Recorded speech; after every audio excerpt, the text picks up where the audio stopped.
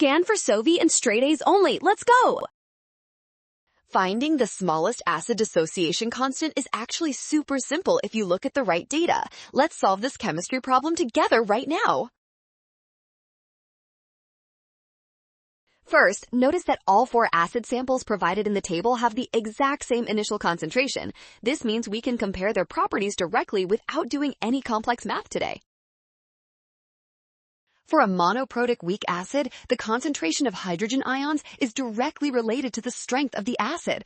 A lower concentration of ions always indicates a much weaker acid overall.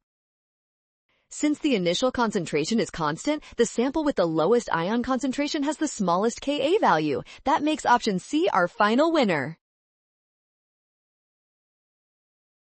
Well done! Scan the code. You can learn better with Sovi. Watch signs and avoid rush. Trust given values and check steps carefully.